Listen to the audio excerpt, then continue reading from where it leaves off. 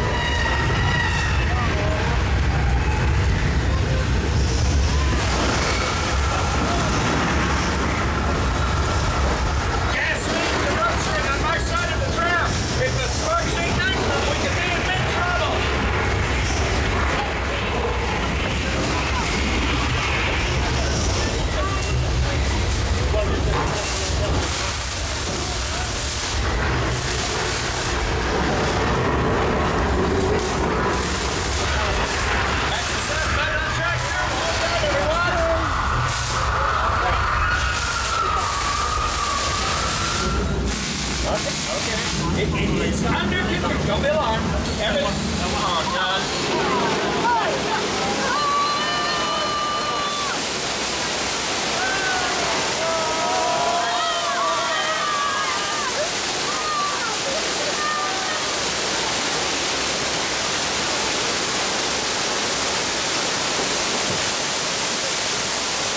Congratulations, everyone. You just experienced the simulation of an 8.3 earthquake. That was inspired by the Universal Film earthquake. And by the way, here is how that effect looks on TV.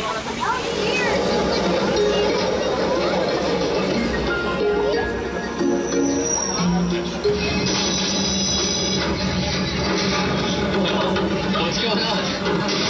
Let's get out of here! The water main just broke!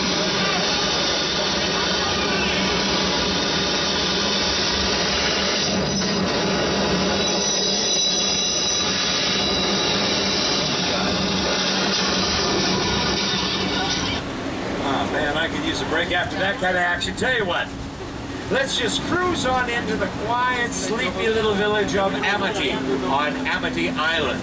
You remember this from Steven Spielberg's blockbuster Jaws. Now, to avoid any unpleasantness like you might have seen in the film, we have a patrol boat on permanent duty right here. Your safety is our primary concern.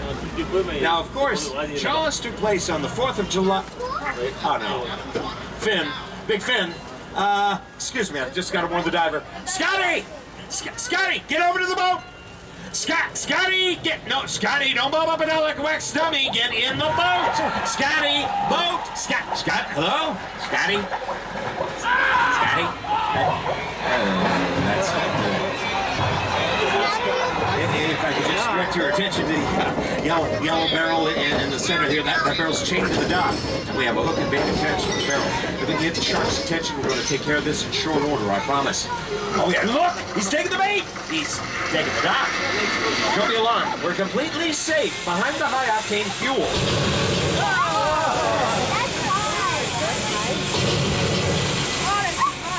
Swell. I give up. What else could possibly go wrong? Ladies and gentlemen, meet Bruce. Bruce? The Anagar Farm? Nailed that, Bruce. By the way, that shark was named by Steven Spielberg himself. Mr. Spielberg named Bruce the Shark after his lawyer. Now, take a good look here at Amity. Do the facades seem at all familiar? You saw them every week on the television series Murder, She Wrote. This was used as the town of Cabot Cove. In the opening credits, every week you saw Angela Lansbury ride a bicycle right in front of those facades. In fact, Jessica Fletcher's home is over here on the right as we come around the corner. Take another look over there on the left. You'll notice Bruce is the only shark in the world that can swim backward. Look at that. And believe it or not, that shark over there works better than the shark you saw in the movie. You don't have to take my word on that.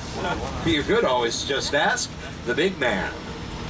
That's a much maligned shark. The shark was frustrating. It didn't really work all the time. It didn't work hardly at all. Wherever you were on the island, you could hear the radio mics. They were always saying, "The shark is not working. Repeat, the shark is not working." We just waited around. We just waited and waited and waited. The shark worked well enough for a while there, and I think it's his all time. So I really owe the shark a lot.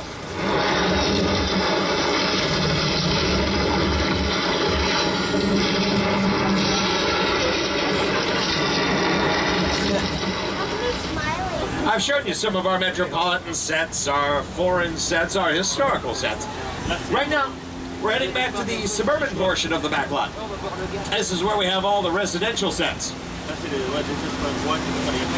As a matter of fact, we are coming up to probably one of the most famous streets in America. Get your cameras out. Ladies and gentlemen, welcome to Wisteria Lane from ABC's Desperate Housewives.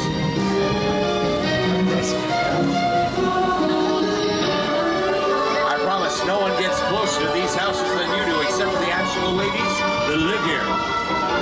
Take a look over on the left side of the tram. This gold house with the trellises back the side of the porch is the home of Gabrielle Solis, played by Eva Longoria. Gabby's friends Bob and Lee live right next door. And coming up over on the left, the pale yellow house, number 4353, that's the home of Susan Meyer, played by Terry Hatcher. Right next door to Susan is the greenhouse that belongs to Lynette Scavo, played by Felicity Huffman. Now, hanging from Lynette's porch is a real good example of the wisteria, which gives Wisteria Lane its name. Although, to be completely honest, that's not live wisteria. That's plastic that's shaped like wisteria, but you get the idea. Directly ahead at the end of the cul-de-sac is the pink house. That used to be the home of Edie Britt, played by Nicolette Sheridan, although last season it's where Vanessa Williams was living as Renee Perry. Over on the left, we're circling around Wisteria Park. Over the years, quite a few birthday parties have taken place right here. Block parties a couple of years ago. In the mid-season cliffhanger, a Christmas party took place right here when a plane crashed in the middle of the street. Not every actor got out of that episode alive.